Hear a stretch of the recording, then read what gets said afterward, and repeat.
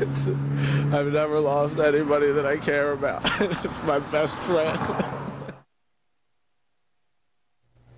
Certainly an emotional time. Best friend and co-star Bam Margera opens up and breaks down after the death of Ryan Dunn. It's good to have you with us tonight. I'm Thomas Drayton. The daredevil and MTV star who was killed in a crash in Chester County, certainly fresh in the minds of family and friends. The coroner's report is out and says Dunn and his passenger Zachary Hartwell died from the impact and resulting fire of the crash in West Goshen Township early yesterday morning. Police have done an accident reconstruction and say Dunn's Porsche might have been traveling as fast as 130 miles per hour. 130 when it jumped a guardrail, flew into a ravine, and burst into flames. Toxicology results won't be back for 4 to 6 weeks. Now, Dunn posted this picture on Twitter hours before his death. And now movie critic Roger Ebert is apologizing for what he said about it. Ebert tweeted, quote, "Friends don't let jackasses drink and drive." As you can imagine, it certainly upset Dunn's family and his friends, including Bam Margera.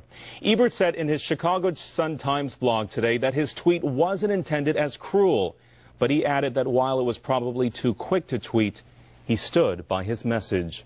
Our Chris O'Connell spoke with Margera tonight. I know the two were very close, Chris.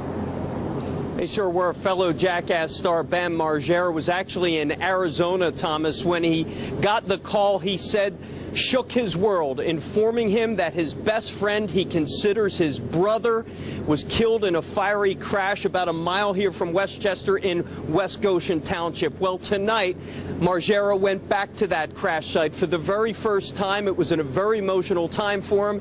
Right afterwards, he spoke only to us about his friend. I've never lost anybody that I care about. It's my best friend. I was in Arizona when I heard, and I just remember I was with some friends having the best time ever, and at 12:30 I just started punching out the windows of the rental van and ripping out the speakers, and I don't even know why. I wasn't mad at anything or anybody, and if it's 12:30 there, that means that it was exactly when he crashed.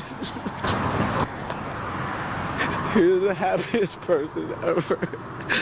The smartest guy. He had so much talent. And he had so many things going for him. It's just not right. It's not right.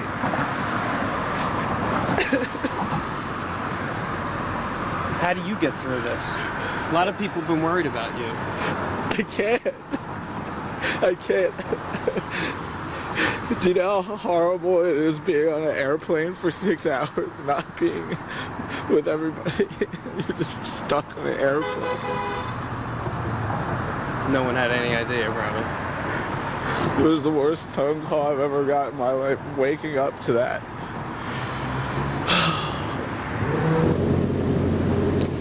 Margera clearly overwhelmed in that interview. He says everyone in the world knew Dunn as that guy with the crazy antics and stunts in the Jackass movie. Margera says he knew Dunn like no one else in the world, like his brother. He says he will never recover from a loss like this, Thomas. Certainly understand his pain. You think about your own friends, the ones that you love, and about losing them.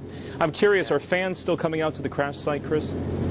Yeah, perhaps even more today than yesterday. Fans are flocking there, putting down flowers. But one thing we saw in particular was this. People coming to the crash site, fans and non-fans, trying to gather, steal anything they could get their hands on, from broken headlights to parts of the engine block. Some people actually told me they're going to put some of this stuff on eBay and sell it.